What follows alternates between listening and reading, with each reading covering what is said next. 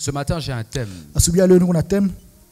Alors, j'ai un message d'abord Niko na message, niko na ujumbe. qui porte un thème. Niko na theme moya. Tu n'es pas seul dans cette situation. Auko wewe peke mwa ile. J'ai envie de parler à quelqu'un directement ce matin. Ataongelea mtu asubuhi ya leo. Or, ce matin, c'est comme si le Saint-Esprit a commencé à parler à quelqu'un déjà au début du message. Asubuhi ya leo iko Roho Mtakatifu alishaanza kuongea na Je mtu. voudrais parler à quelqu'un de la part du Saint-Esprit. Tu n'es pas seul dans cette situation. Auko wewe peke mwa ile hali. J'ignore peut-être ce que tu es en train de traverser aujourd'hui. Sijue kenye kuna traverser hii masiku. Depuis quelques mois, Tangu miezi ya kupita. depuis quelques années.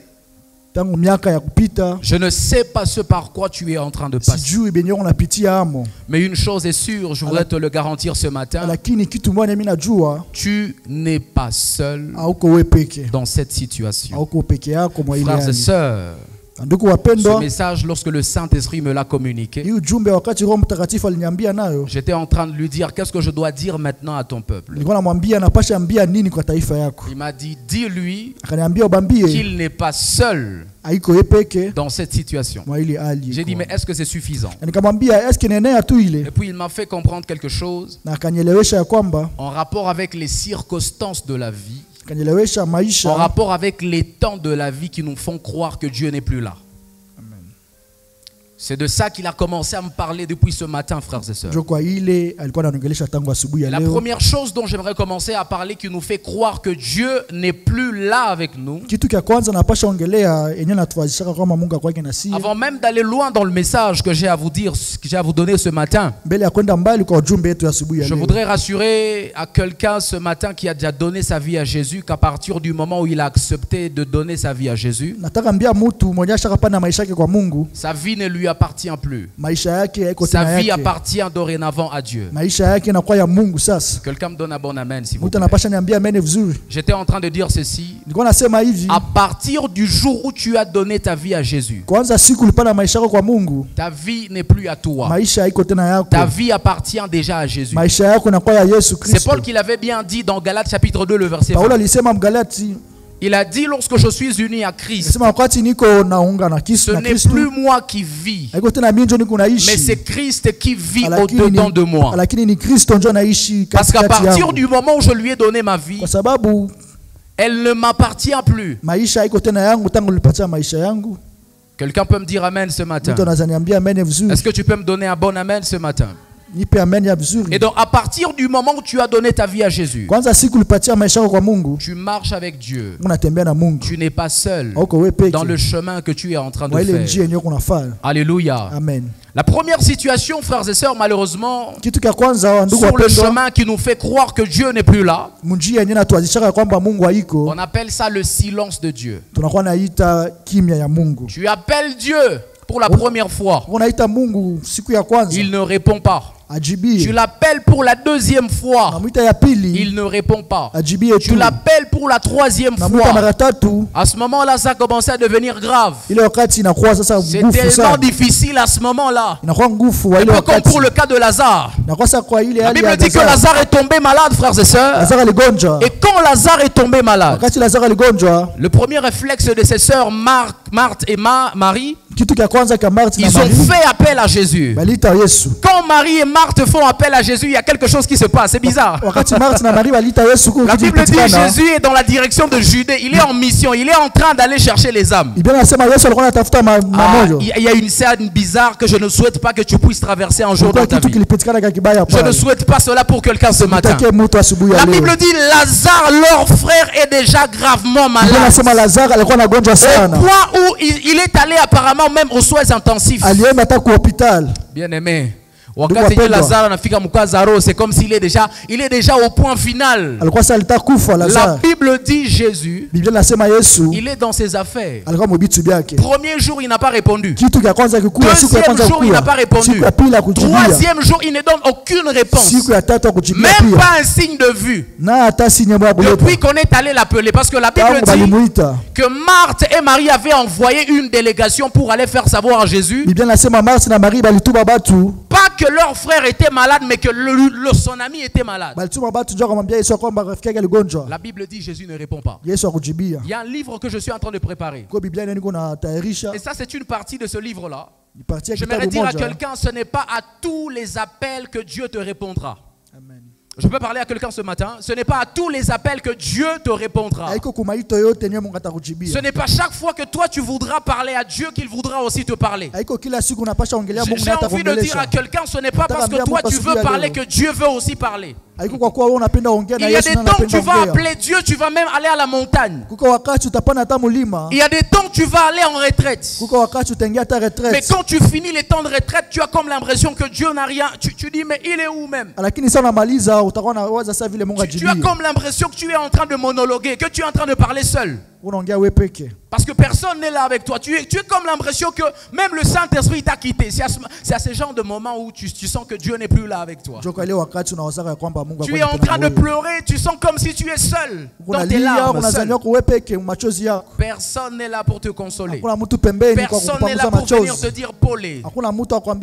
Les Ivoiriens ont l'habitude de dire Yako. Il n'y a personne qui vient te donner même le Yako. Personne ne vient te consoler. Dieu observe. Et j'ai envie de dire à quelqu'un, ce n'est pas parce qu'il ne parlait pas qu'il n'est pas en train de faire. Tu n'as pas entendu ce que j'étais en train de dire. J'ai dit ce n'est pas parce qu'il ne parlait pas qu'il n'est pas en train de faire. J'ai envie de le dire comme on a l'habitude de vous le dire. Vous avez déjà entendu ça peut-être une fois. Le silence de Dieu ne signifie pas toujours son absence. J'ai envie de dire à quelqu'un, ce n'est pas parce qu'il ne te parlait pas qu'il n'est pas là avec toi. Est-ce que quelqu'un a déjà marché avec quelqu'un qui n'est pas en train de parler? Est-ce que ce n'est pas parce qu'il ne parlait pas qu'il n'est plus en train de marcher avec toi? J'ai envie de dire à quelqu'un, il y a des temps où Dieu veut juste rester calme, mais il est là en train de te tenir la main. Il est juste là en train de marcher avec toi. Quelqu'un me donne un bon amen ce matin. Il y a des temps où Dieu ne veut juste pas parler, il est juste concentré. Et vous savez ce que j'aime avec le silence, c'est quoi? C'est que le silence est une bonne atmosphère de concentration. C'est-à-dire quand quelqu'un se tait de fois, c'est pour te dire qu'il est tellement concentré qu'il n'a pas le temps de se laisser distraire. Amen. Et j'ai envie de dire à quelqu'un, quand Dieu se tait sur ta situation, ce n'est pas qu'il a ignoré ta situation, c'est pour vouloir te dire qu'il est tellement concentré sur ta situation qu'il n'a pas le temps de se laisser distraire. J'aimerais annoncer à quelqu'un ce matin, la raison pour laquelle Dieu n'est pas en train de te répondre, c'est parce qu'il est tellement concentré sur ta situation qu'il n'a pas besoin de quelqu'un pour venir le sortir de l'objectif. Il ne t'a pas abandonné. Il est vrai que c'est une circonstance, c'est une situation qui nous fait penser que Dieu n'est plus là. J'ai envie de dire à quelqu'un, il est là avec toi, même dans le silence. Ce n'est pas parce qu'il ne parlait pas qu'il n'est pas en train de faire. Vous savez, il y a quelqu'un qui a dit, lorsque tu es calme, cela est une atmosphère favorable pour toute bonne inspiration. Alléluia. Amen. Qu'est-ce que tu fais souvent quand tu as besoin d'être concentré? Tu fais comment? Toi, tu fais comment? Tu fais comment? N'est-ce pas que tu te tais? Tu as envie de parler à personne. Ne sois surtout pas comme les gens comme nous qui sont très solitaires. Ou quand tu as envie d'être concentré, tu as même envie de ne plus voir les gens. Tu as envie de rester seul. Tu as envie de t'enfermer dans ta chambre. Mais c'est dans le calme que les choses sérieuses se travaillent. J'ai envie de dire à quelqu'un, les grandes choses ne se travaillent pas dans le bruit. Les grandes choses ne se travaillent pas dans le bruit. Et vous savez, d'ailleurs, il y a un slogan qui dit, les gens qui font les actions ne parlent pas beaucoup. Est-ce que je peux prêcher ce matin comme je le sens? J'ai envie de dire à quelqu'un, les gens qui font des grandes actions n'ont pas besoin de beaucoup parler. Vous allez même le remarquer dans la vie, les gens qui font des grandes choses ne parlent pas généralement beaucoup. Et c'est la raison même pour laquelle Dieu, quand il se tait sur ta situation, cela est une annonce, oh my God, cela est une alerte dans ta vie qu'il est sur le point de faire des grandes choses dans ta vie. Quand Dieu se tait sur une situation, tu es tellement pressé. Tu as envie de lui dire, mais Seigneur, c'est tellement urgent, mais il ne répond pas. C'est une annonce. Il est en train de te dire qu'il est sur le point de faire quelque chose dans ta vie qui ne sera pas ordinaire. Quelque chose qui va sortir du commun. Alléluia. Amen. Et je prie que cela soit ton partage au nom de Jésus. Je disais que cela soit ton partage au nom de Jésus. Dans Marc chapitre 4, frères et sœurs, 35 à 41, la Bible dit, ce même jour, sur le soir, Jésus leur dit, passons à l'autre bord. Ça, ce sont les disciples qui sont en train de faire chemin avec Jésus. Anabambia, passons à l'autre bord. Après avoir envoyé la foule, ils l'emmenèrent dans la barque où il se trouvait. Il y avait aussi d'autres barques avec lui. Il se leva un grand tourbillon. Il y a quelque chose de mauvais qui arrive, quelque chose de terrifiant. Et les flots se jetaient dans la barque au point qu'elle se remplissait déjà. Et lui, il dormait à la poupe sur le coussin. Vous avez entendu ça? La Bible a parlé d'un grand tourbillon, s'il vous plaît. C'est une forte tempête. C'est une situation tellement difficile. C'est une situation tellement terrifiante. Mais la Bible dit que Jésus dort. Il est en train de dormir sur le coussin. La Bible dit, ils le réveillèrent et lui dirent, Maître, ne t'inquiètes-tu pas de ce que nous sommes en train de périr? S'étant réveillé, il menaça le vent et dit à la mer, silence! Tais-toi. Et le vent cessa. Il y eut un grand calme. Quelqu'un dit avec moi, il y eut un grand calme. Puis il leur dit, my God, ce que je vais dire tout à l'heure. Puis il leur dit, pourquoi avez-vous ainsi peur? Comment n'avez-vous point de foi? Ils furent saisis d'une grande frayeur et ils se dirent les uns aux autres, quel est donc celui-ci à qui obéissent même le vent et la mer? J'ai envie de dire à quelqu'un, ce n'est pas parce que Jésus dort qu'il a ignoré la situation dans laquelle tu es. Ce n'est pas parce qu'il est en train de s'appuyer, de poser sa tête sur le coussin qu'il a oublié ta situation. Et puis écoute, ce qui m'intéresse dans ce texte, c'est de voir ceci. La Bible dit que quand ils sont venus réveiller Jésus, ils lui ont dit, Jésus, toi tu ne t'inquiètes pas de ce que nous sommes en train de périr. Ils lui disent, Jésus, toi tu es stable, toi tu es calme, et tu ne vois pas que le tourbillon est en train de nous faire périr. Frères et sœurs, la Bible dit que les eaux commençaient à entrer dans la barque déjà. Les eaux commençaient à entrer dans la barque. Ils étaient en train de voir la mort déjà avec. Ils marchaient déjà avec la mort. La mort était déjà collée à eux. La Bible dit Jésus est resté calme. Non, dis avec moi, Jésus est resté calme. Je vais te dire quelque chose. Dis avec moi, Jésus est resté calme. Ce que j'aime, frères et sœurs, c'est que quand Jésus est dans le calme, j'ai compris que c'est une stratégie pour lui. Parce que cette stratégie lui permet de calmer le calme. Et cette stratégie lui permet d'apporter le calme là où il y a le bruit dans ta vie. Amen. Oh my God, j'ai envie de dire à quelqu'un, la raison pour laquelle Jésus est calme dans ta situation, c'est parce qu'il veut te dire que ce qui te dérange va aussi se calmer. Oh, quelqu'un n'a pas entendu. Je suis en train de dire à quelqu'un, la raison pour laquelle Jésus lui n'est pas intimidé, c'est parce qu'il est en train de te dire que ce qui est en train de t'intimider ne l'intimide pas. Et si ça ne l'intimide pas, il va calmer cela au nom de Jésus de Nazareth. Et je prie que cela soit le partage de quelqu'un ce matin dans le nom de Jésus. Ma prière avec le Saint-Esprit, le désir et le feu de mon cœur ce matin, c'est que cela soit ton partage au nom de Jésus de Nazareth. J'ai envie de dire à quelqu'un, la raison pour laquelle Jésus est calme, même si toi tu es agité, c'est parce qu'il est en train de te dire que ce qui t'agite va se calmer. Oh my God. C'est parce qu'il est en train de te dire que ce qui t'agite va bientôt se calmer. Alléluia. Quelqu'un me donne un bon amen encore ce matin. Ce n'est pas parce que Jésus ne parle pas qu'il n'est pas intéressé par ta situation. Tu peux aller même en retraite pendant 40 jours. Tu fais 4 jours de jeûne. Tu es en retraite. Et Dieu ne dit rien. Ce n'est pas parce qu'il ne dit rien qu'il n'a pas écouté ta prière. Je viens de dire à quelqu'un, ce n'est pas parce qu'il n'a pas qu'il n'a pas écouté ta requête. Alléluia. Amen. Frères et sœurs, la deuxième situation qui nous fait croire que Dieu n'est plus là, ce sont les fortes tempêtes de la vie. Les fortes tempêtes. Les fortes tempêtes de la vie, bien aimé. Changamoto za maisha. Alléluia. Amen. On peut appeler ça en Swahili changamoto za maisha. Les fortes tempêtes de la vie. Alléluia. Amen. Ça aussi, ça nous fait croire que Dieu n'est plus là. J'ignore peut-être exactement ce par quoi tu es en train de passer aujourd'hui. Mais une chose est sûre. Ce n'est pas parce que les choses sont difficiles pour toi que Dieu n'est plus là avec toi. Tu as raté une bonne occasion de dire Amen. J'ai dit ce n'est pas parce que c'est difficile pour toi que Jésus n'est plus là avec toi. Ce n'est pas parce que c'est difficile pour toi que Jésus t'a abandonné. J'ai vu plusieurs chrétiens, frères et sœurs, qui ont abandonné la foi. Ils ont dit, moi je suis fatigué des choses de Dieu. Parce que les choses deviennent de plus en plus difficiles. Parce que les choses sont devenues difficiles. Il se dit, mais pourquoi ça? Est-ce que je mérite ça? Seigneur, est-ce que je mérite ça? Il y a même parmi vous ceux qui ont commencé à pleurer pendant qu'ils prient. Au lieu de prier, ils pleurent. Au lieu à ombe.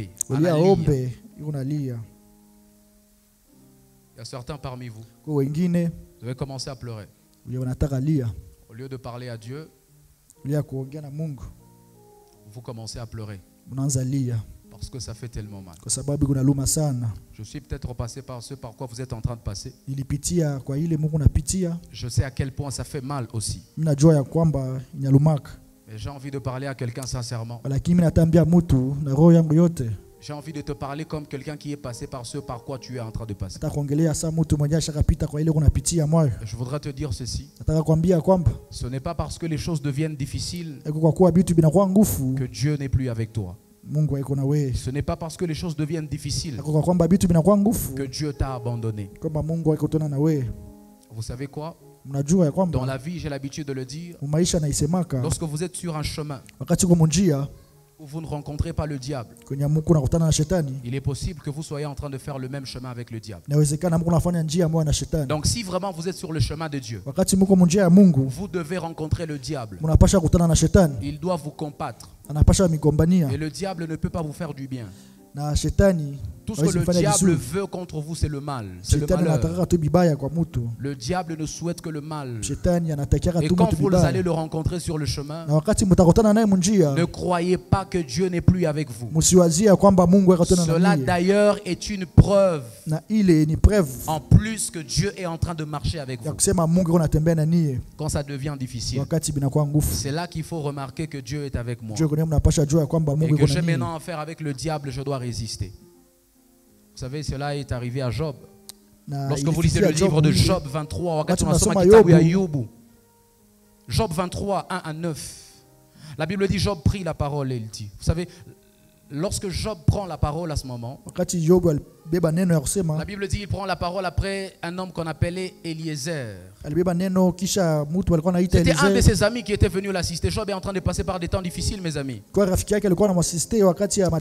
Laissez-moi vous retracer d'abord l'histoire de Job.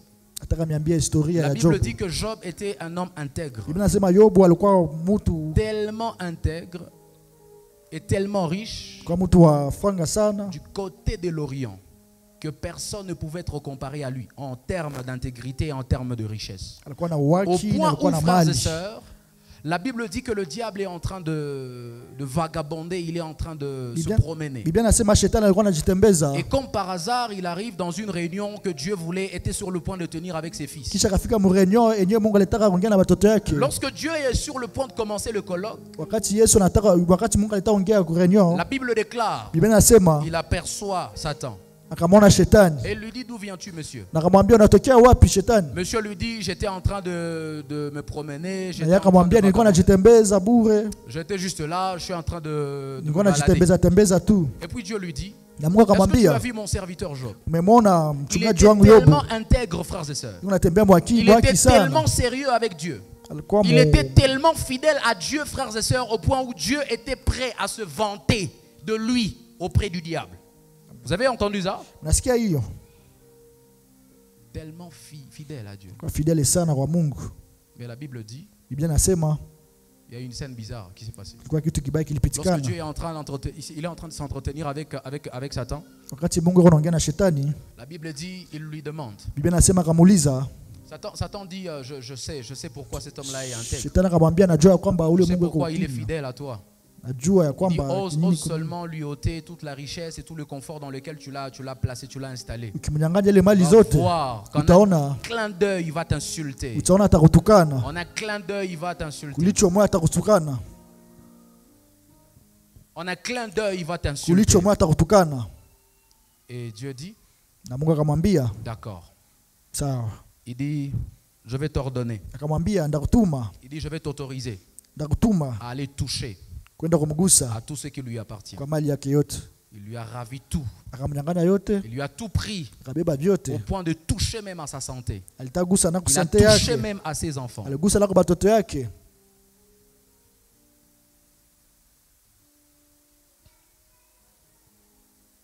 Il touche même à ses enfants. Il lui prend tous ses enfants. La Bible dit, cet homme qui était intègre à Dieu, cela lui est arrivé pas parce qu'il avait péché contre Dieu, mais parce qu'il était fidèle à Dieu. Tu as entendu ça? Ce malheur-là lui est arrivé pas parce qu'il avait péché contre Dieu, mais sa seule erreur c'est qu'il était fidèle à Dieu. J'aimerais parler à quelqu'un sincèrement ce matin. Je peux parler? Je peux parler? Il y a des mauvaises choses qui t'arrivent, pas parce que tu es mauvais aux yeux de Dieu, mais juste parce que tu es bon aux yeux de Dieu. Il y a des choses qui t'arrivent dans ta vie, c'est tellement difficile, c'est tellement compliqué, pas parce que tu as désobéi à Dieu, mais parce que tu es tellement obéissant à Dieu. Et la raison pour laquelle il fait ça, c'est pour éprouver ton obéissance. C'est pour éprouver ta fidélité et ton intégrité envers lui. Tu as entendu de quoi je parle? C'est la seule raison pour laquelle certaines choses difficiles nous arrivent. Et donc, toute chose difficile qui nous arrive ne devrait pas nous faire croire que Dieu n'est plus avec nous. Alléluia. Quelqu'un entend de quoi je parle ce matin? Les fortes tempêtes. Elles nous font croire aussi que Dieu n'est plus là. Vous savez, lorsque vous lisez le 6e verset de Job, Job est en train de dire, parce que lui-même commençait à croire que Dieu n'est plus avec lui. Regardez, je vais vous le prouver dans la Bible. Le gars avait tellement mal aussi. Il en avait tellement mal, il commençait à pleurer tellement fort que lui aussi commençait à croire que Dieu n'est plus là. Le 6e verset, la Bible dit, il a dit au 6e verset de Job, Job chapitre 23, il dit, emploierait-il toute sa force à me combattre? Ne daignerait-il pas au moins m'écouter? Il dit, ce serait un homme droit qui plaiderait avec lui, et je serais pour toujours absous par mon juge. Il dit au 8e verset, mais si je vais à l'Orient, il n'y est pas. C'est-à-dire que là, il est en train de croire dans son cœur. Là, il est sûr dans son cœur, dans son fort intérieur, que Dieu n'est plus avec lui. C'est la raison pour laquelle il a même commencé à le chercher. Parce que là, il croit que Dieu l'a abandonné. La Bible dit, si je vais à l'Orient, il n'y est pas. Il dit, si je vais à l'Occident, je ne le trouve pas non plus. Est-il occupé au nord? Je ne puis le voir. Se cache-t-il au midi? Je ne puis le découvrir. Ça faisait tellement mal que Job a commencé à croire que Dieu n'est plus avec lui. Job a commencé à chercher Dieu partout. Il a commencé à le fouiller même dans les sacs de sa maison. Il a commencé à le fouiller même dans ses mallettes à la maison. Il dit, je l'ai cherché partout. Je ne l'ai pas trouvé. Je l'ai cherché au nord, il n'était pas là. Je l'ai cherché au sud, il n'était pas là. Je l'ai cherché à l'est, il n'était pas là. Je l'ai cherché à l'ouest, il n'était pas là. J'ai une question, Job. Qu'est-ce qui te fait croire que Dieu n'est plus avec toi? Job, qu'est-ce qui te fait croire que Dieu n'est plus avec toi? Mais dis, pasteur, c'est parce que ça fait tellement mal. Et ça, c'est le cas de plusieurs d'entre nous ici. Tu es tellement en crise financière que tu as l'impression même que Dieu t'a déjà tourné le dos. C'est le terme que nous avons l'habitude d'utiliser. Tu dis, Dieu m'a déjà tourné le dos. Dieu m'a déjà tourné le dos. Tu es dans une situation tellement compliquée, complexe, que tu as l'impression que Dieu, il ne te regarde même plus. Il t'a déjà tourné son dos. Je voudrais dire à quelqu'un, les temps difficiles ne veulent pas dire que Dieu n'est plus là. Et d'ailleurs, certains temps difficiles viennent de lui. Quelqu'un a entendu de quoi je parle? J'ai dit, les temps difficiles ne veulent pas dire que Dieu n'est plus là. Et même certains temps difficiles viennent de lui-même expressément. Alléluia. Amen. Et donc, tu ne devrais pas croire que Dieu n'est plus avec toi parce que tu passes par des temps difficiles. Et vous savez, lorsque nous on était à l'école secondaire, bon, nous qui étions un peu orgueilleux à l'époque, et qui savions qu'on était fort en mathématiques, nous, on connaissait déjà la stratégie du professeur. Lui, il commençait par les exercices moins difficiles et puis finissait par les exercices toujours difficiles. Nous, on savait déjà, parce que nous qui étions forts en maths, quand tu regardes seulement la formule, l'équation, là, tu dis ça c'est facile à résoudre. Tu fais comme si tu n'étais même pas en classe. Tu laisses tout le monde là, les bourriques là de la classe, tu les laisses passer. Comme ça, toi, tu attends la 4e équation là. Tu sais, l'objectif de l'orgueil, c'est de prouver de quoi tu es capable, non? Tu vois? C'est de prouver de quoi tu es capable. Tu attends seulement la 4e équation. Tu dis, je vais passer à la 4e là-bas. C'est vrai, tu attends. Les bourriques, tout le monde là, les communs du mortel là, tout le monde est passé. Ils se sont entraînés même pour les premiers exercices. Maintenant, toi, quand tu passes, tu prends la craie. Tu la tournes d'abord un peu comme le professeur. Et tu commences maintenant à écrire. Parce que tu es tellement sûr de toi. Toutes les formules sont tellement en tête que tu n'es même pas en train de t'imaginer, en train de tâtonner. Tu es tellement sûr de toi. Vous savez pourquoi? C'est parce que les équations difficiles ne sont réservées qu'aux hommes intelligents. Et vous savez pourquoi les professeurs admirent toujours les élèves comme ça? C'est parce qu'on n'admire pas ceux qui résolvent des petits problèmes. Dans la vie, si tu veux être admiré par Dieu, apprends à supporter les temps difficiles. Alléluia. Les hommes et les femmes qui intéressent Dieu ne sont pas des hommes qui passent par des petits moments, des moments de tout le monde. Les hommes et les femmes qui attirent Dieu, ce sont des hommes et des femmes capables de supporter les temps que tout le monde n'est pas capable de supporter. Voilà pourquoi je préfère que Dieu me fasse passer par un brisement où moi-même je vais dire, mais Seigneur, tu m'as abandonné. Est-ce que vraiment tu m'avais appelé? Mais si je sais que vers la fin là-bas, c'est moi qui serai acclamé, je peux continuer à supporter ça. Amen. Alléluia. Amen. Quelqu'un me donne un bon amen ce matin. Je voudrais dire à quelqu'un ce matin la raison pour laquelle Dieu est en train de te faire passer par ces temps tellement difficiles. Tu as l'impression que c'est tellement, ça pèse même plus que ce que ta mère avait supporté. Tu as l'impression que tu es le seul, la seule qui souffre le plus dans ta famille. C'est parce que Dieu veut faire de toi la personne la plus importante de cette famille-là. Tu n'as pas entendu. C'est la raison pour laquelle Dieu est en train de te faire passer par des épreuves par lesquelles tous tes amis et tous ceux de ta génération ne sont jamais passés. C'est parce qu'il veut faire de toi quelqu'un de particulier et de plus remarquable que tous ceux de ta génération. Amen. Alléluia. N'avez-vous jamais appris que l'or ne brille que par le feu, mes amis? Ce n'est pas parce qu'il a apporté le feu qu'il veut forcément te tuer. Le feu de foi par lequel tu es en train de passer, c'est pour te faire briller. Alléluia. Amen. J'ai envie de dire à quelqu'un, tu es de l'or. Tu n'as pas entendu. J'ai dit tu es de l'or.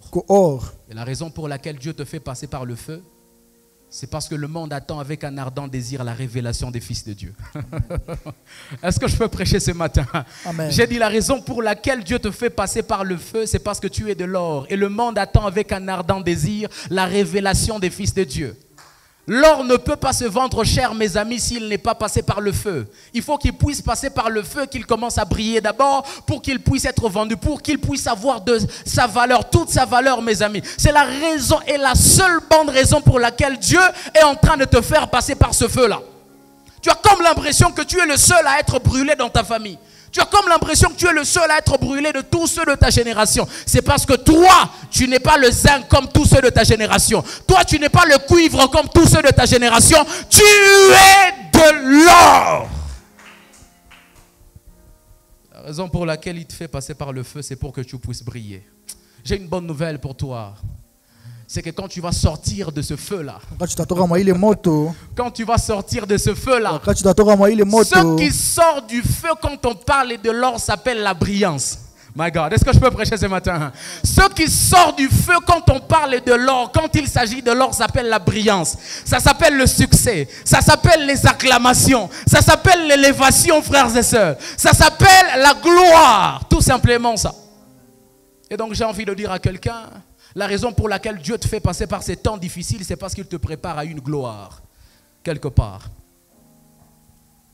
Vous savez, il a dit un jour, c'est pas qui est en train de le dire. Il a dit, les souffrances présentes ne sont même pas comparées à la gloire à venir. Est-ce que je peux prophétiser ça sur toi ce matin? J'ai dit à quelqu'un, les souffrances par lesquelles tu es en train de passer ne sont même pas comparées à la gloire qui est en train de t'attendre. Je ne sais pas si c'est dans les 2 mois. Je souhaite que ce soit dans un court délai. Je souhaite que ce soit avant 2026. Les souffrances par lesquelles tu es en train de passer, qu'elles ne soient pas comparables à la gloire qui t'attend au mois d'août. Qu'elles ne soient pas comparables à la gloire qui t'attend au mois de septembre. Qu'elles ne soient pas comparables à la gloire qui t'attend au mois d'octobre. Qu'elles ne soient pas comparables à la gloire qui t'attend au mois de novembre. Qu'elles ne soient pas comparables à la gloire qui t'attend au mois de décembre dans le nom de Jésus. Si Dieu pouvait t'ouvrir les yeux, il pouvait voir. Et si tu pouvais voir ce qui t'attend au mois d'août. Si Dieu pouvait t'ouvrir les yeux et si tu pouvais voir les choses qui t'attendent au mois de septembre, tu serais capable de supporter ce par quoi tu es en train de passer. Tu ne dirais même pas que Dieu t'a abandonné. J'ai envie de dire à quelqu'un qui passe par des temps difficiles, Dieu est avec toi. J'ai envie de dire à quelqu'un qui est en train de passer par des temps difficiles, Dieu est avec toi. Tu n'es pas seul dans cette situation. J'ai envie d'insister, tu n'es pas seul dans cette situation. J'ai envie de le dire encore. Tu n'es pas seul dans cette situation. C'est vrai que ça fait mal. Mais tout ce qui fait mal ne conduit pas à la mort. Tu as entendu de quoi j'ai parlé? C'est dit tout ce qui fait mal ne conduit pas à la mort. Ce n'est pas parce qu'on t'a donné de la quinine qu'on veut te tuer à l'hôpital. Ce n'est pas parce qu'on t'a donné du chloraphénicol qu'on veut te tuer à l'hôpital. Ce n'est pas parce qu'on a mis de l'alcool dans ta plaie à l'hôpital qu'on veut te tuer là-bas. La raison pour laquelle on y met de l'alcool, c'est pour que cette plaie-là puisse sécher. J'ai envie de dire à quelqu'un, certaines souffrances par lesquelles tu es en train de passer ne sont venues que pour sécher les plaies que tu avais avant. Oh my God. J'aimerais dire à quelqu'un, certaines souffrances par lesquelles tu es en train de passer ne sont venues que pour sécher les plaies que tu avais avant. C'est la raison pour laquelle ça fait même plus mal que ce que tu endurais avant. C'est pas que quelqu'un était en train de se poser cette question, il dit pasteur, mais pourtant ça fait plus mal qu'avant. Pourtant ce qui est arrivé fait plus mal que ce que j'avais connu avant. Tu sais, quand tu vas à l'hôpital avec une plaie, elle fait mal normalement. Mais quand on y ajoute de l'alcool, ça fait encore plus mal. Mais la bonne nouvelle c'est que quand ça fait plus mal, c'est à ce moment que cela est en train de guérir. C'est à ce moment-là que la plaie est en train de sécher. Je prie que cela soit le partage de quelqu'un au nom de Jésus. Oui, ça fait encore plus mal. Ça va peut-être faire plus mal encore après mon message de ce matin, mais que pendant que ça sera en train de faire encore plus mal, les plaies que tu avais avant commencent à sécher dans le nom de Jésus de Nazareth.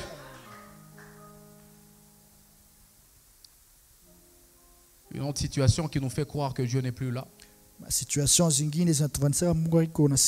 sont les commentaires et les critiques agressifs des gens. Les commentaires agressifs des gens et les critiques. Ça nous fait aussi croire que Dieu n'est plus là. Les commentaires des gens. Dans Psaume 42, vous allez voir une histoire. Ce n'est pas le psaume de David, celui-ci.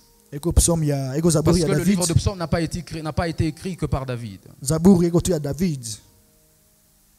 Psaume 42, 10 ou 11 selon la version que vous avez. La Bible dit, mes os se brisent quand mes persécuteurs m'outragent, en me disant sans cesse, où est ton Dieu?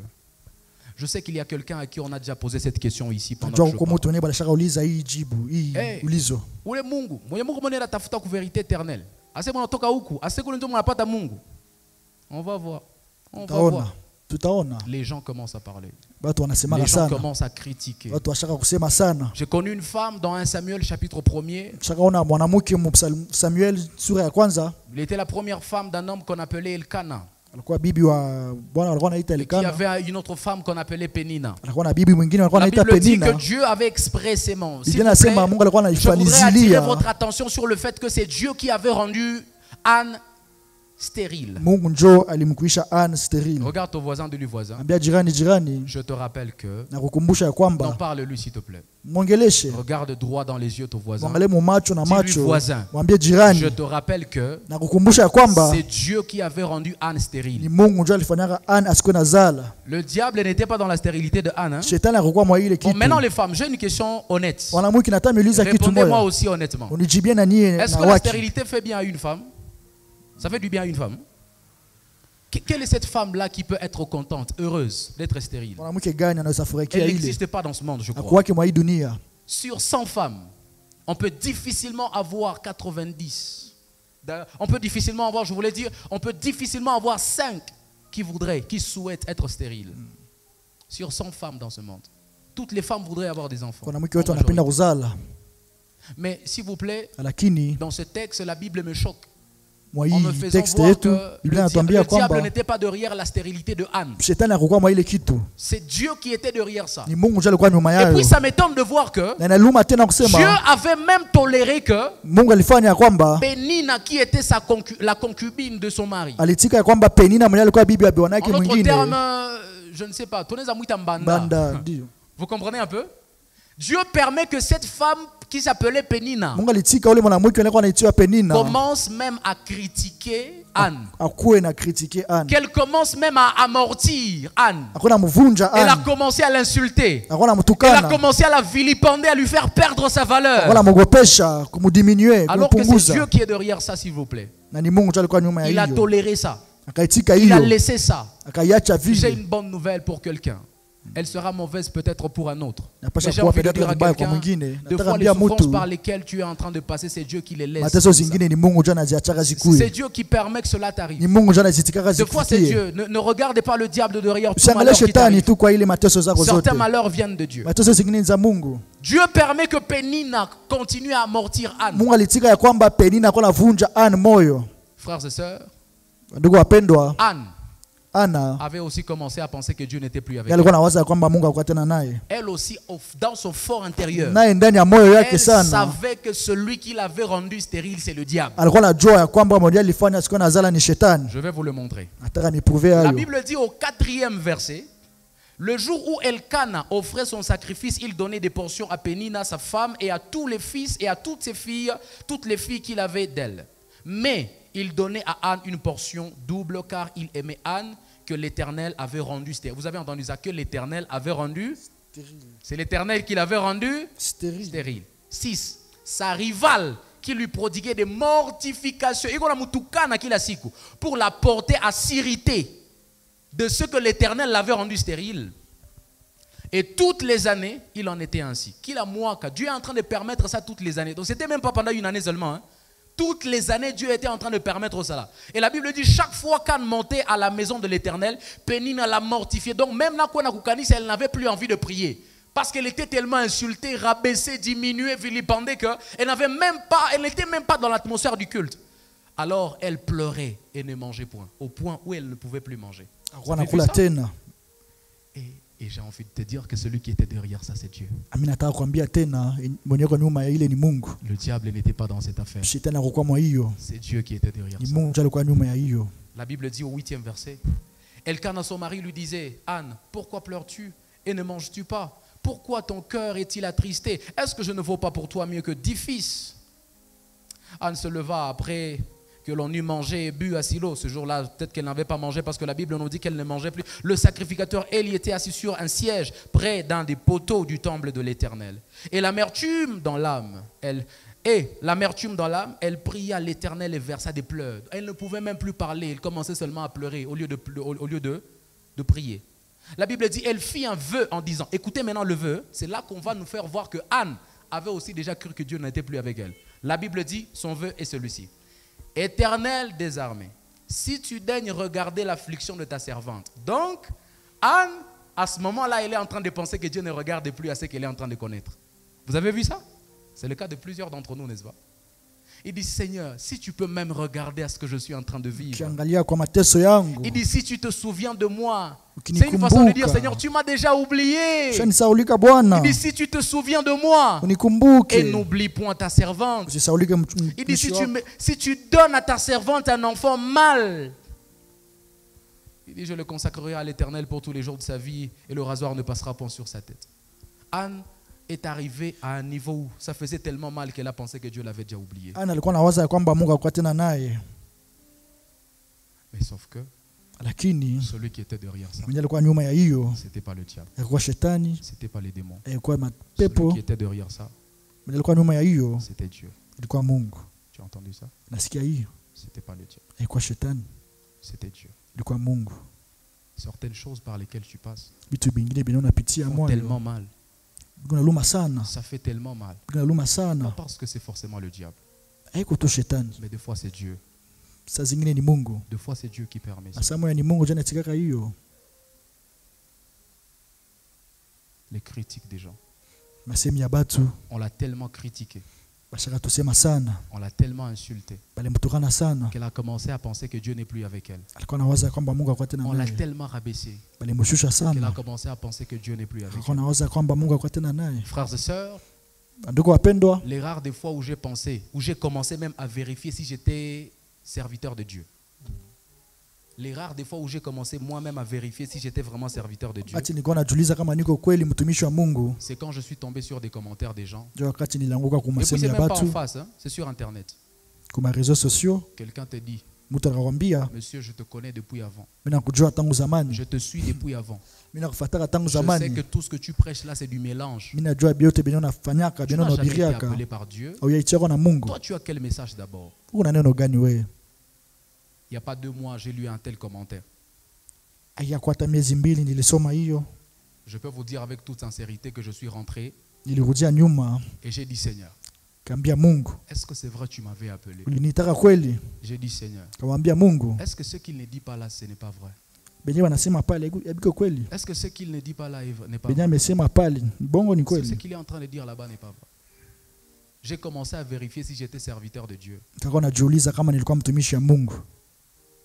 Avec toutes les confirmations que Dieu m'a déjà données sur mon appel.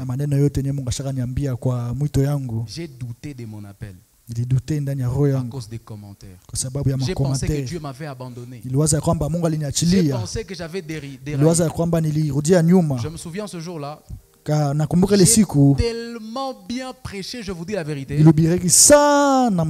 dans le culte de la jeunesse de CUR ici. Maman Marie, tu étais là, non? J'ai tellement bien prêché que même celui qui ne m'avait jamais félicité m'a félicité. Mais lui là, le seul qui m'avait critiqué. J'ai oublié tous les éloges des gens. J'ai oublié toutes les acclamations même pendant la prédication. Et je suis allé demander à Dieu. J'ai dit, Seigneur, est-ce que c'est vrai, j'ai le message? Est-ce que tu ne m'as jamais abandonné par hasard? Alors que pendant que je faisais le travail, j'ai senti la présence de Dieu. Il y a quelqu'un ici qui se laisse critiquer aussi. Et on t'a tellement critiqué, tu as commencé à penser que Dieu n'est plus avec toi. Moi, j'ai vu des gens qui sont naturellement, c'est une femme très belle. Elle est jolie, elle est belle. Elle répond vraiment aux critères. Mais à force d'attendre les gens lui dire qu'elle n'est pas belle, elle va prendre le miroir et il dit, est-ce que ce n'est pas vrai ce qu'il venait de dire? Qui a déjà fait ça honnêtement? Tu pensais que tu étais beau. Tu pensais que tu étais belle. Puis quelqu'un te regarde un jour et il te dit donc je compte à tu es mzuri. Tu vérifies, tu dis est-ce que c'est vrai que tu vas vérifier ce que tu savais. Parce que tu penses que tu ne l'as plus. À cause des commentaires des gens. À cause des critiques des gens. J'ai envie de dire à quelqu'un, si tu t'attends à ce que tout le monde soit derrière toi pour faire ce que tu dois faire avec Dieu, tu ne le feras jamais. Si tu t'attends à ce que tout le monde soit d'accord avec toi, si tu attends que tout le monde soit correct avec ce que tu fais, que tout le monde t'accompagne dans ce que tu fais, tu ne feras alors rien absolument dans la vie. Parce qu'il y a toujours des gens qui te diront ce n'est pas bien. Même quand tu sais au fond de toi que tu as bien fait quelque chose, il y a toujours quelqu'un qui viendra te dire tu n'as même pas fait 50%. Je te dis la vérité. Alors, si toi tu attends que tout le monde soit d'accord avec ce que tu fais pour faire ce que tu as à faire, tu auras des problèmes dans la vie. Et c'est comme ça que tu as même commencé à douter que Dieu est avec toi. Ils ont commencé à te critiquer tellement que tu as commencé à dire mais est-ce que tu dis Seigneur c'est vrai ou c'est pas vrai? Parce qu'on a tellement critiqué. Tu avais déjà fait un bon choix. Mais parce que ceux de chez toi n'aiment pas ce que toi tu aimes, tu as dit est-ce que c'est beau ou ce n'est pas beau? Les commentaires et les critiques des gens. J'ai envie de dire à quelqu'un ce matin, ce ne sont pas les hommes qui ont le dernier mot sur ta vie. C'est Dieu qui a le dernier mot sur ta vie. Donc peu importe ce qu'ils diront, je t'en supplie ce matin, avance. Je t'en supplie ce matin, peu importe ce qu'ils pourront dire, va droit à l'objectif. Va droit au but, s'il te plaît. Je ne peux pas imaginer. Je me souviens de quand Dieu m'a appelé pour commencer l'église, mes amis. Dieu m'a appelé pour commencer l'église. Et puis en décembre 2023, je me souviens comme si c'était ce matin. Je suis à genoux dans ma chambre, là où j'avais l'habitude de m'agenouiller devant une chaise. Une chaise en bois. J'étais en train de prier à genoux. Dieu est en train de confirmer mon appel que je devais commencer l'église après avoir fini mes études. Si tu dois commencer l'église, c'est le temps. Mais quand j'ai commencé, je suis allé voir certaines personnes que je considérais tant. Je les considérais beaucoup, je vous dis la vérité. Je suis allé les voir. Malheureusement, plusieurs d'entre ces personnes-là ont fait semblant de me soutenir, de m'accompagner.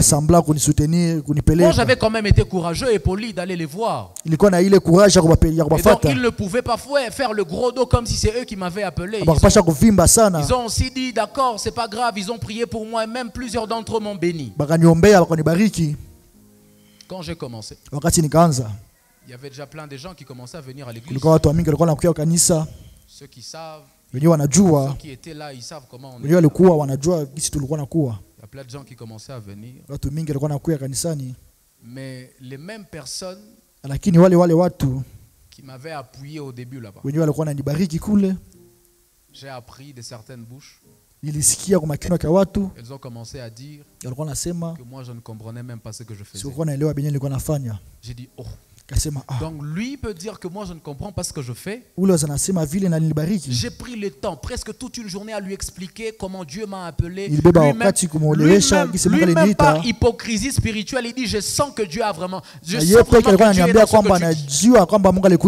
Mais c'est lui-même là qui vient raconter aux gens qui commencent à venir dans ton église. Il dit lui, il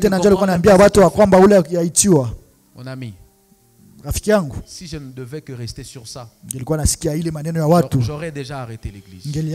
On aurait déjà fermé les portes de l'église. Mais malgré tout ça, on est là. Les commentaires des gens n'ont pas le droit de t'arrêter. Les commentaires des gens n'ont pas le droit de te faire croire que Dieu n'est plus avec toi. Les critiques des gens n'ont pas le droit de te faire croire que Dieu n'est plus avec toi. Écoute-moi, si toi tu ne le savais pas, la bouche fait de grands travaux.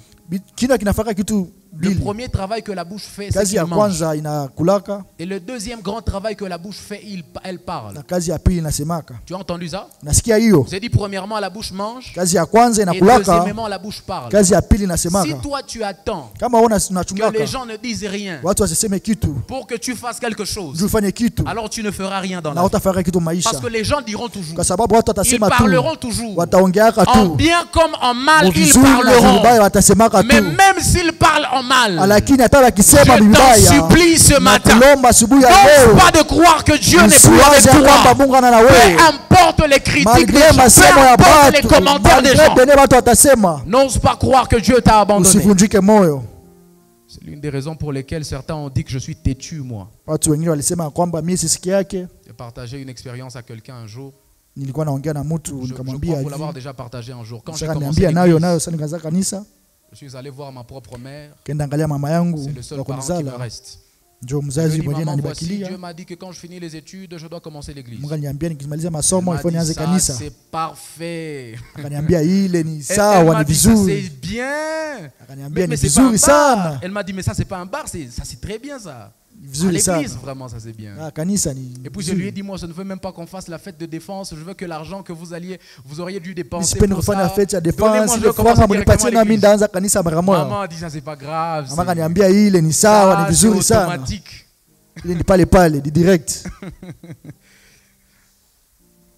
Je m'en souviendrai toujours jusqu'à la fin de ma vie. Je me réveille le lendemain de quand j'ai parlé à maman le soir. Elle s'appelle Maman Louise. Maman Louise ananilamukia. Caleb Lamuka. Je me réveille, j'ai dit maman, il y a quoi? Elle me dit Caleb. Bon, moi j'ai réfléchi. Et je ne pense pas que c'est bon que tu commences l'église. D'ailleurs, tu es encore trop jeune. Tu vois, tu dois te marier d'abord. Tu n'as pas d'argent. Je ne suis pas d'accord. Oh. J'ai été choqué. Moi, j'étais tellement choqué. Tellement choqué que je ne pouvais pas réagir. J'ai dit, mais c'est ce qui a été d'accord hier soir. Le matin, comme ça, elle n'est pas d'accord. Deuxième jour, parce que je n'avais rien répondu. Bon, elle me connaît, elle sait que généralement, quand je ne suis pas d'accord avec quelque chose, je me tais.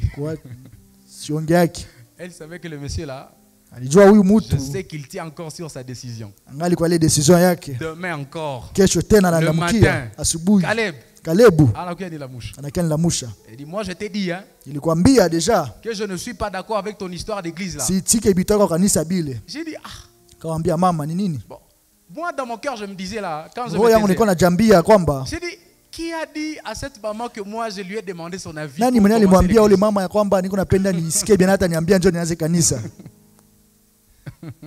J'ai dit, mais est-ce que je lui ai demandé son avis, moi? Moi, je me taisais, j'ai dit, mais je ne lui ai pas demandé son avis. Je lui ai juste dit ce que Dieu m'a dit. Et il a parlé. Je me suis tu. Je me souviens lui avoir dit une chose dernièrement. Je lui ai dit, maman, je vais commencer l'église. Je lui ai dit, je vais commencer l'église malgré tout ça.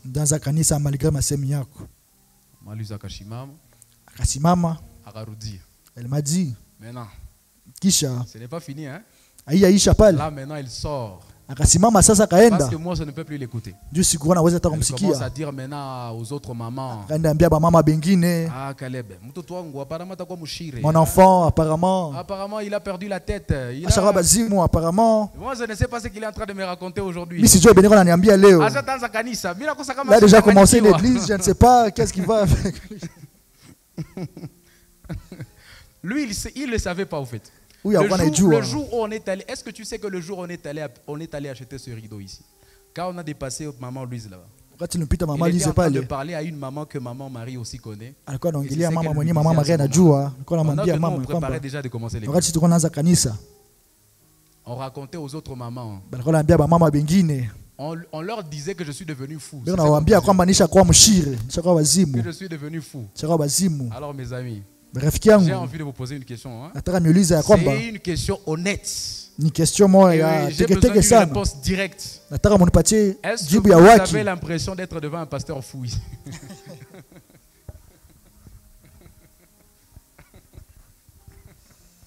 Parce que moi, on a dit, les critiques les gens ont critiqué, ils ont insulté. Les jeunes, on lui connaît. Il y a même des gens qui ont commencé à dire, nous on le laisse. On lui donne simplement 6 mois. S'il réussit ces défis-là,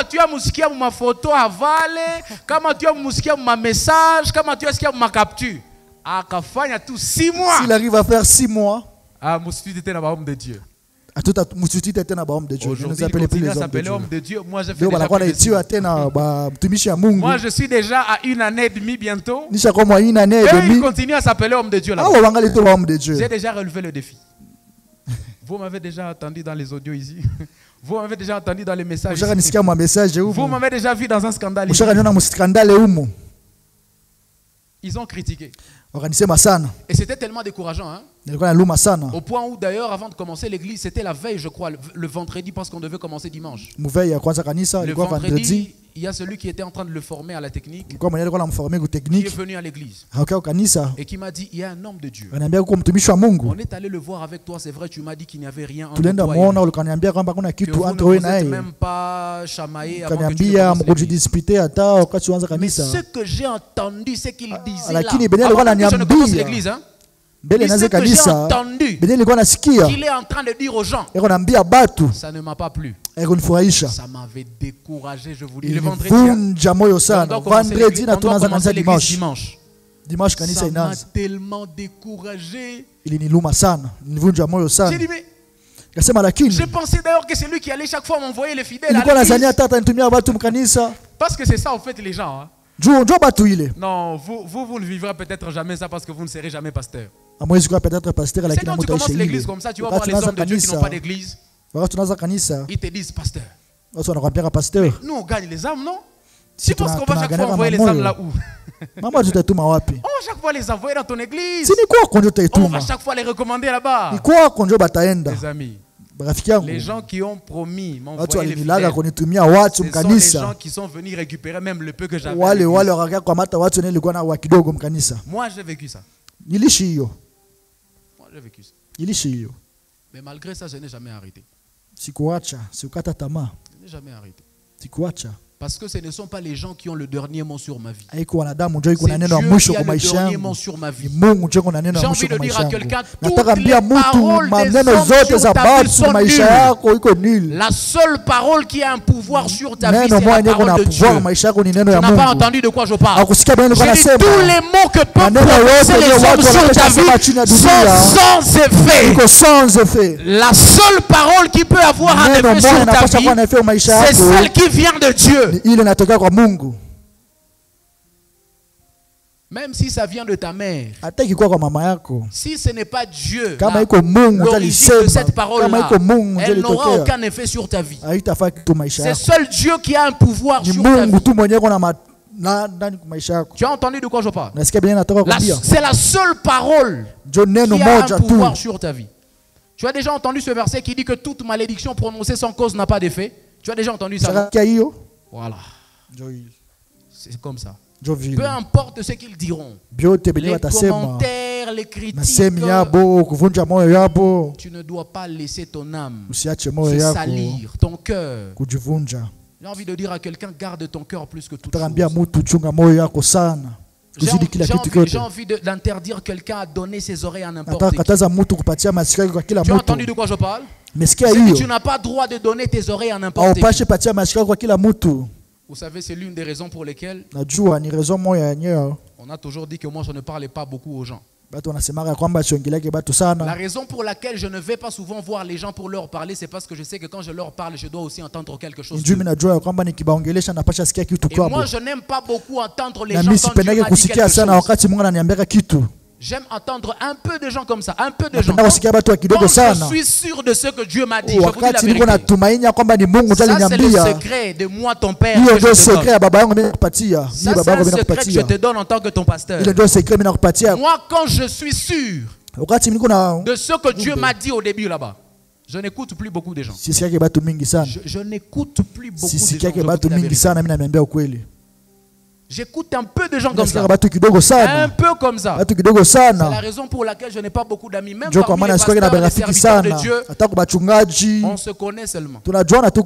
Mais on n'est pas amis. Parce que je garde mon cœur. Il y a des gens à qui quand tu exposes ton cœur était propre. Ton cœur était bon. Quand tu l'écoutes seulement, tu sens que tes pensées sont perturbées, mélangées. Tu dis, mais pourquoi j'ai même écouté celui-ci? Vous savez, chaque fois que je tombe sur les commentaires comme celui dont je vous ai parlé ici, je regrette, moi-même je me dis, mais pourquoi j'ai même lu ça? Il y a même des voices, des gens, des messages audio, des gens que j'ai lus. J'ai dit, mais pourquoi j'ai même lu ça? Et c'est l'une des raisons pour lesquelles je ne lis pas beaucoup les messages des gens dont les numéros ne sont pas enregistrés. J'aime que tu m'écrives, tu es qui d'abord? Avant d'aller je ne veux pas salir mon cœur. Je ne peux pas t'écouter, te donner mes oreilles. Je ne sais pas si quelqu'un comprend la valeur de ses oreilles ce matin.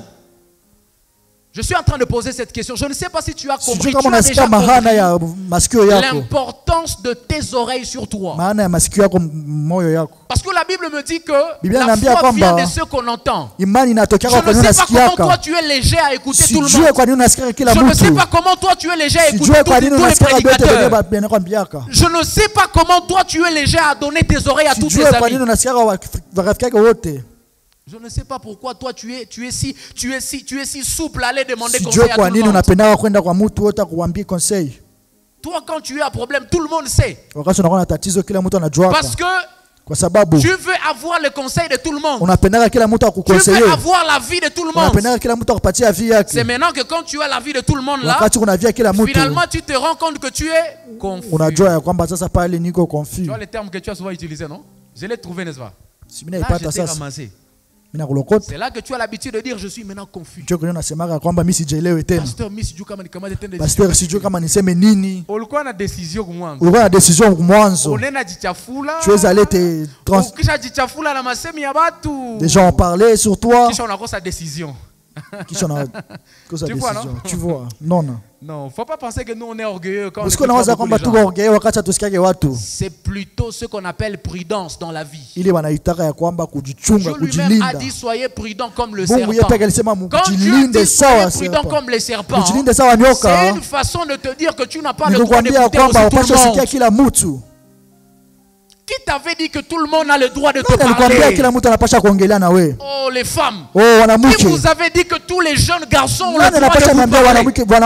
Il y a un garçon que tu regardes, tu dois le regarder. Celui-ci n'a même plus le droit de me parler.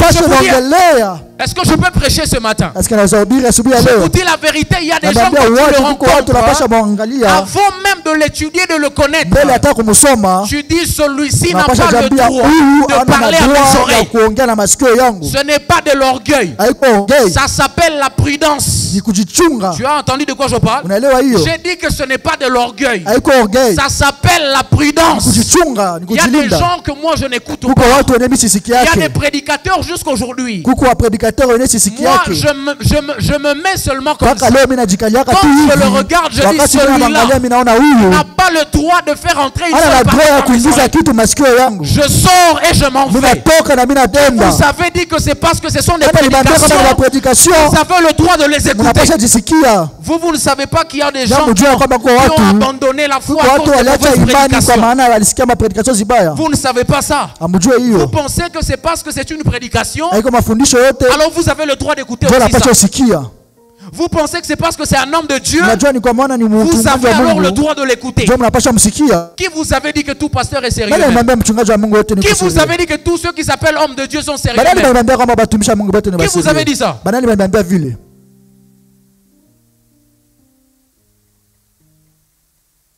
Ils ont dit. J'aimerais mettre en garde ici les gens qui se font aussi le luxe de conclure, de faire des conclusions sur base de ce qu'ils ont entendu des gens. Faites très attention. Faites très attention. Vous prendrez une décision. Vous ferez un choix irréversible dans la vie. Un choix où vous ne pouvez plus faire en arrière. Sur base des paroles que vous avez entendues, alors que ces paroles étaient fausses. J'ai envie de dire à quelqu'un que ce que les gens te disent ne te fasse pas croire que tu es en train de marcher avec Dieu. J'ai envie de dire à quelqu'un ce matin, je ne sais pas encore l'état dans lequel tu es, mais j'ai envie de te dire ce matin, même s'ils sont en train de dire que tu es déjà perdu, Dieu est avec toi. Même s'ils sont en train de dire que tu es sur le mauvais chemin, Dieu est avec toi. Oh, j'ai envie de dire à quelqu'un, même s'ils sont en train de dire que tu t'es déjà égaré, tu es sur le bon chemin. Dieu est avec toi là-bas. Tu sais pourquoi il critique d'ailleurs? C'est parce que tout ce qui vient de Dieu ne plaît pas à tout le monde. Tu as entendu ça? C'est parce que tout ce qui vient de Dieu ne plaît pas à tout le monde. Écoutez-moi mes amis. Comment vous savez croire? Vous qui avez Dieu, vous allez plaire à tout le monde. Je ne sais pas comment vous acceptez ça. Vous avez Dieu et vous pensez que tout le monde va vous aimer. Vous marchez sérieusement avec Dieu. Cette génération où tous les jeunes sont dans la mode. Cette génération où toutes les femmes voudraient coucher d'abord avec les hommes avant de se marier. Cette génération où tous les garçons voudraient coucher d'abord avec les femmes avant de se marier. Toi, tu penses que quand tu vas te retrouver dans un groupe de jeunes qui ont déjà tous couché avec les femmes, ils vont vraiment t'aimer. Je pense que dans ce sérieux-là, dans cette discipline-là, eux, ils vont aimer ta discipline. Je ne sais pas comment vous s'acceptez. Moi, voici ma conviction, frères et sœurs. Je pense qu'aussi longtemps que je serai fidèle, aussi longtemps que je serai sérieux avec Dieu, il y a des personnes qui ne m'accepteront pas. Il y a des personnes qui ne m'accepteront pas. Il y a des gens qui n'accepteront jamais mes choix. Mais je ferai tout pour imposer mes choix. Même si je ne les ai pas acceptés. Parce que ce qui me conduit, moi, ce ne sont pas les dires des gens. Ce qui me conduit, c'est Dieu. La Bible dit dans Jean 14, Jésus, c'est lui-même qui est en train de parler. Il dit, je suis le chemin, je suis la vérité et je suis la vie. Maintenant, j'ai une question pour toi. Toi qui as souvent eu peur d'être abandonné par quelqu'un, d'être rejeté par quelqu'un qui n'a pas été d'accord avec ce que tu voulais faire avec Dieu. On t'avait dit que le chemin pour le ciel passe par Jésus. On t'avait dit que le chemin qui va au ciel, il passe dans leur parcelle. On t'avait dit ça. Oh, il ne veut pas de moi.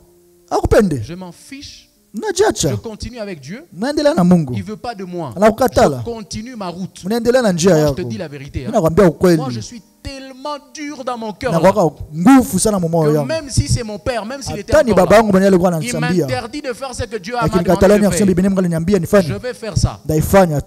Qu'il arrête de payer mes études. Je lui ai demandé pendant une année de mes études d'arrêter de payer. Il a voulu m'imposer une section bizarre là. Je lui ai dit, papa, je suis intelligent. Mais mon intelligence là n'est pas ton intelligence. Mon intelligence c'est mon intelligence. Je vais étudier, c'est pas pour toi, c'est pour moi.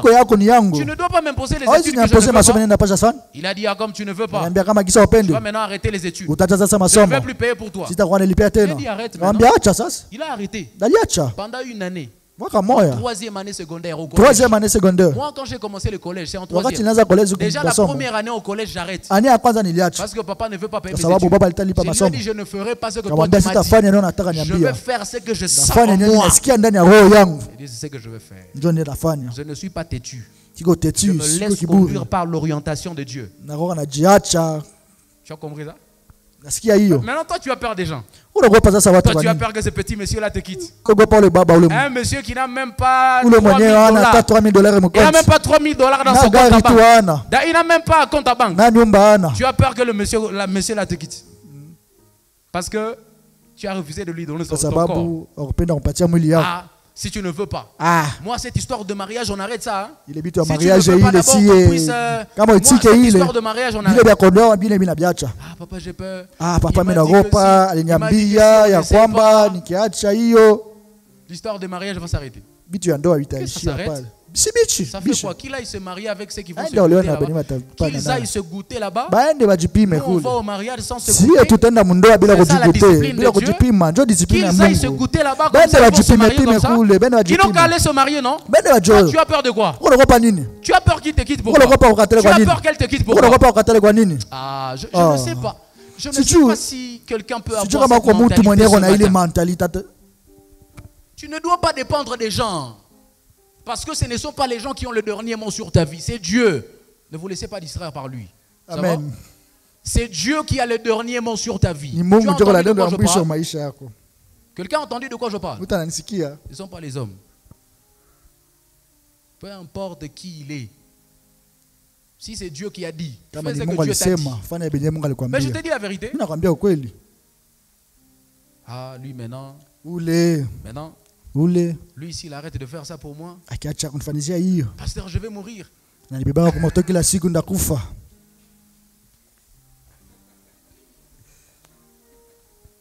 Pasteur,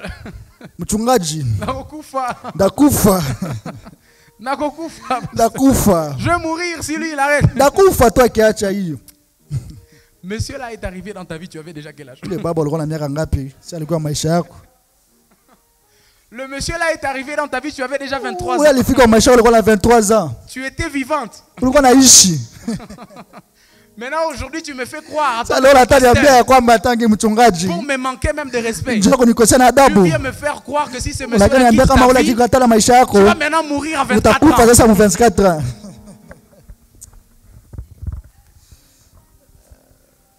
Vous n'êtes pas sérieux. Il y a beaucoup de gens qui ne sont pas sérieux ici. S'ils ne sont pas d'accord, hein, et que c'est Dieu qui t'a demandé de le faire, fais-le. Regarde ton voisin de lui voisin. Si c'est Dieu qui t'a dit de faire ça, peu importe qui va se lever, peu importe qui va dire quoi, fais ça. Tu as entendu ça? Tu as entendu? Il y a une autre situation bizarre qui nous fait croire que Dieu n'est plus là. C'est le non-accomplissement des promesses de Dieu. Lorsque les promesses que Dieu t'avait données ne s'accomplissent pas. Dieu t'avait promis quelque chose. Non, à ce moment-là, tu vas... Est-ce que c'est vrai? Tu m'avais dit que je vais me marier. Même pas celui qui propose le mariage. Tous les gars qui sont en train de venir là demandent d'abord le sexe. Le seul qui propose le mariage, tu commences à douter, tu dis apparemment Dieu n'est plus là. Le non-accomplissement des promesses. Mais j'aimerais te faire remarquer une chose dans Habakkuk chapitre 2. C'est le verset que nous avons l'habitude de lire. Mais on va le lire avec d'autres montures, d'autres lunettes. La Bible dit, l'Éternel m'adressa la parole et dit, écris la prophétie, grave-la sur des tables afin qu'on la lise couramment. Maintenant écoutez, le 3e verset. Soyez très attentifs s'il vous plaît. La Bible dit, car c'est une prophétie dont le temps est déjà fixé. On parle du temps, n'est-ce pas? Ça, c'est la notion du temps. On dit, le temps d'accomplissement de cette prophétie-là est déjà fixé. C'est-à-dire, quand Dieu te donne une prophétie, avant même de donner la prophétie, il sait quand est-ce que cette prophétie-là s'accomplira. Il dit c'est en 2025, au mois d'août. Là, c'est ce que la Bible dit. Hein. Maintenant, écoutez. Il dit, elle marche vers son terme et elle ne mentira pas. Ça, c'est bien encore. Mais la Bible met une condition, une hypothèse. Ah, mais c'est là que la Bible est compliquée. La Bible met une hypothèse encore. La Bible dit si elle tarde. Mais la prophétie, le temps de la prophétie est déjà fixé. Comment il faut tarder? La Bible dit si elle tarde. Attends là. Donc il est possible qu'une prophétie que Dieu t'a donnée, il a dit ça va être au mois d'août 2025. Il est possible qu'elle soit repoussée en février 2026. Mais dans tout ça, Dieu quitte ça mon thème.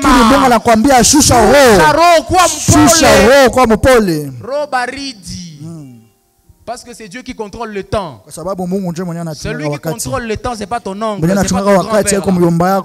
C'est Dieu le maître des temps et des circonstances. Il est souverain.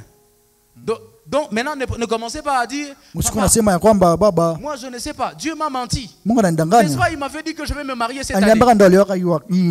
Bon, si maintenant il dit bon, je trouve que c'est bon encore en mars 2027. Tu vas faire comment? Tu vas aller l'accuser auprès de qui? C'est quel juge qui peut le juger? La Bible dit si. Donc il est possible qu'une prophétie que Dieu t'a donnée puisse tarder. Et ce n'est pas parce qu'elle a tardé que Dieu n'est plus là. Est-ce que quelqu'un a entendu de quoi? J'ai dit ce n'est pas parce qu'elle a tardé que Dieu n'est plus là. Aiko jua ifika kwa wakati Mungu alikupatiaka ke Mungu haiko. Ce n'est pas ça. Aiko hiyo. Tisa motema. Shusha roho yako. Shusharo. Les Nande ont dit. Nande walisema. Muti moyo wa kupakula. Vous connaissez la suite? Vous connaissez la suite? J'ai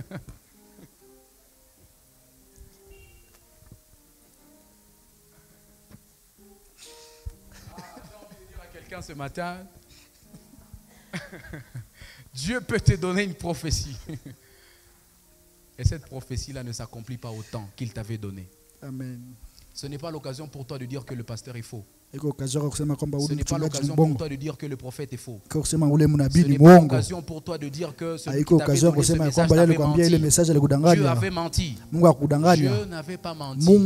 Parce que lui-même a dit, moi quand je donne la prophétie, il dit c'est vrai, je fixe le temps de son accomplissement. Mais seulement par accident de chemin, par circonstance, il peut t'arriver que je repousse le temps. C'est Dieu.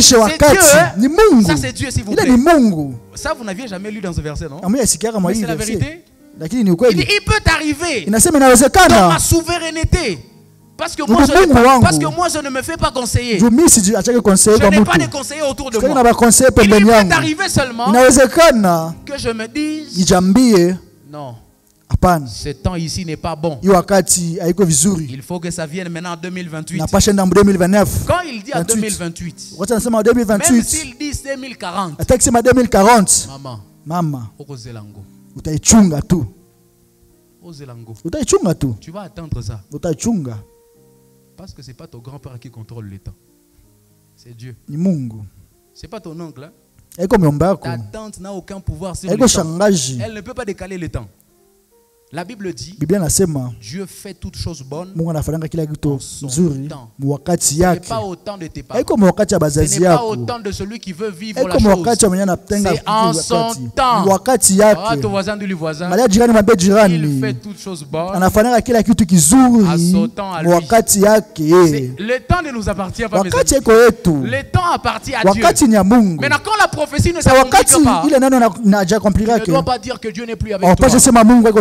J'ai envie de dire à quelqu'un, ce n'est pas parce que ce que Dieu t'avait dit en 2018 ne s'est pas encore accompli que Dieu n'est plus avec toi. J'aimerais te regarder droit dans les yeux et te dire, tu n'es pas seul dans cette situation. Tu n'es pas seul dans cette situation. Même si ça ne s'est pas encore fait, tu n'es pas seul dans cette situation. Quand Dieu me parlait en décembre 2023, je pensais que quand je vais commencer j'étais tellement courageux, tellement audacieux. Je pensais que quand je vais prendre le micro, le premier jour comme ça, 200 personnes vont rester déjà dans l'église. Je pensais que le deuxième mois, je pensais que le troisième mois, je serais déjà à 600 personnes. Je commençais même à dire ça à l'église.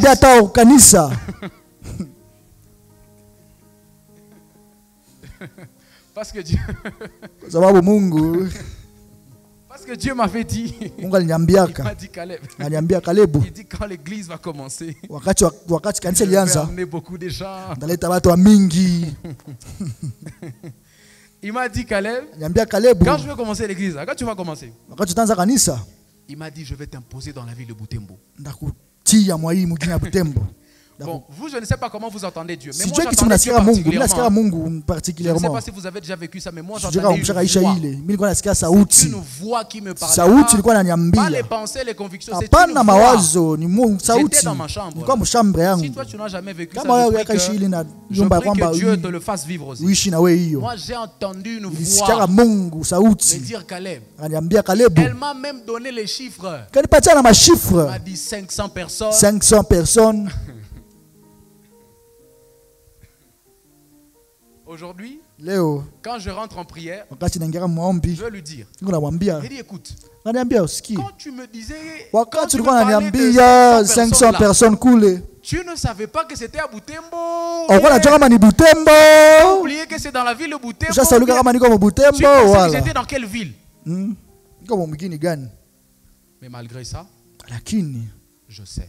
Et je n'ai pas besoin de ton avis. Je n'ai pas besoin de ta confirmation pour savoir que Dieu est avec moi. Je vous ai dit ça une fois ici. J'ai dit même si vous tous là, vous vous dites, Pasteur, tu n'as pas Dieu.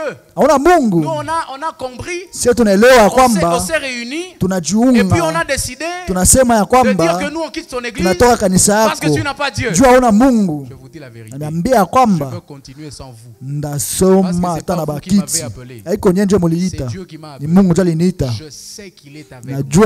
Je n'ai pas besoin de votre accord, je n'ai pas besoin de votre confirmation. Je sais, je n'ai pas besoin de ça.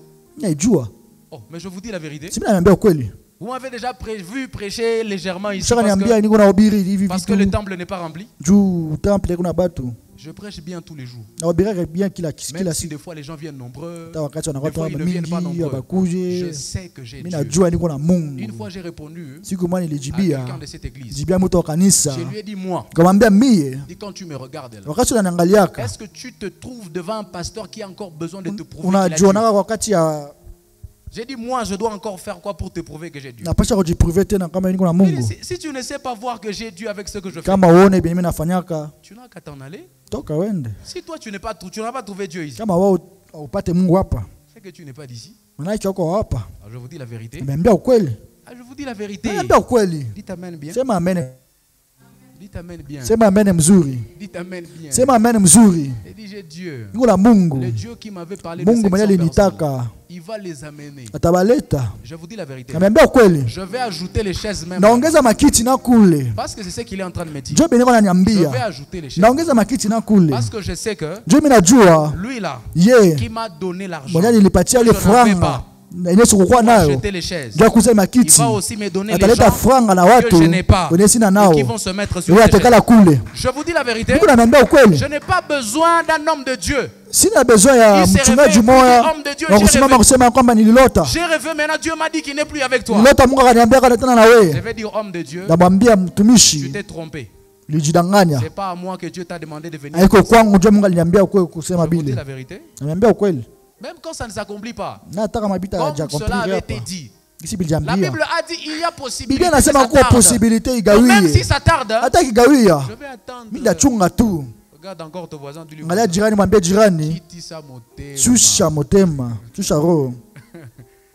sois posé, sois calme. Et tu es pressé de quoi même? On t'avait dit que le temps des hommes c'est le temps de Dieu. Qui t'avait dit que toutes les femmes sont obligées de se marier à 25 ans? Qui t'avait dit même que 25 ans pour les hommes c'est 25 ans pour Dieu? Dieu t'avait dit que 25 ans pour les hommes c'est 25 ans pour lui. Ça c'est le calendrier des hommes. Donc, même si tu dépasses 25 ans, ma soeur, Sois posé, non? Ça va venir. Même si elle tarde. Mais vous savez ce que j'aime dans la suite? La Bible dit même si elle s'accomplira. Elle s'accomplira pas n'importe comment. Elle s'accomplira certainement. Voilà, c'est ce que j'aime dans ce verset. Elle s'accomplira certainement. Voilà pourquoi je crois dans mon cœur et dans mon esprit. Si 500 personnes ne sont pas encore venues à l'église, elles vont finir par venir. Tel que je l'avais vu dans la vision, et tel que la voix m'avait parlé, je sais que ces personnes vont venir.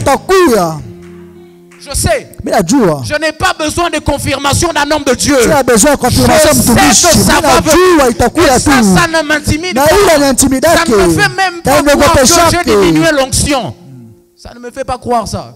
Je ne suis pas moins pasteur. Si na moins pasteur, si na tu ni pasteur qui a réuni 500 personnes dans son église. Ça non les pasteurs, mais on a 500 pasteurs comme on est tous pasteurs avec lui. Tu vois? C'est comme ça que moi je réfléchis. Que cela soit ta réflexion aussi. Que tu n'as pas dit amen. On n'est pas d'accord. J'ai dit que cela soit ta réflexion. Tu n'es pas moins que ceux qui se sont déjà mariés. Célibataire, tu n'es pas moins que ceux qui se sont mariés. Tu n'es pas moins que celles qui se sont mariées avant toi. Tu n'es pas moins que ceux qui ont acheté les voitures avant toi. J'ai envie de parler à quelqu'un sincèrement ce matin.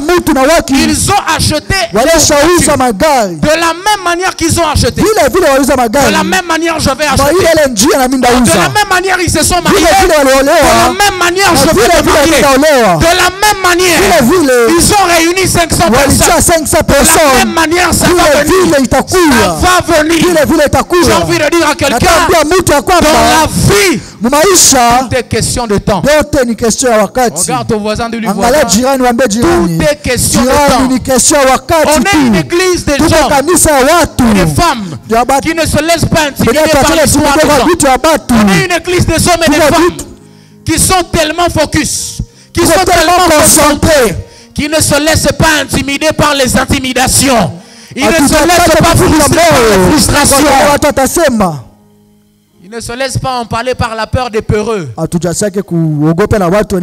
sommes une église de gens qui ne se laissent pas intimider. Dites ce que vous voulez. Que nous on n'a plus Dieu, qu'on n'a pas ceci, qu'on n'a pas encore cela. Nous avons une seule réponse. Ce que nous avons aujourd'hui, nous ne l'avions pas hier. Et ce n'est pas vous qui nous l'avez donné. Ce n'est pas vous qui nous avez donné ce qu'on a déjà. Si ce n'est pas vous, nous avez donné. Nous avons déjà. J'aimerais vous annoncer aujourd'hui, officiellement, ce n'est pas vous non plus qui nous donnerez ce que nous n'avons pas encore. Est-ce que j'ai parlé à quelqu'un ce matin? Tu dois avoir cette mentalité. J'ai envie de dire à quelqu'un que personne ne t'intimide. Ça ne s'est pas accompli. Quand il te dit ce n'est pas accompli, dis-lui je sais. Mais je sais aussi que ça va s'accomplir. Tu as entendu ça? Je veux finir en disant ceci. Il y a aussi les résultats inattendus. Les résultats inattendus qui nous font croire que Dieu n'est plus là. Bien les résultats contraires à nos attentes. Bien c'est contraire aux efforts qu'on a fournis. Tu as tellement travaillé. Tu attendais $1000. Et puis à la fin, on ne te donne rien. Tu as tellement bien travaillé que tu attendais $400. Et puis à la fin, on ne te donne rien. Tu as tellement prié. Tu as jeûné, tu as prié. Et puis à la fin, tu es surpris de voir qu'il n'y a rien. Rien ne se passe. Résultat inattendu. Et c'est ça qu'on appelle déception. Tu attendais 50. On ne te donne rien. Ou même si on te donnait 25. C'est une déception.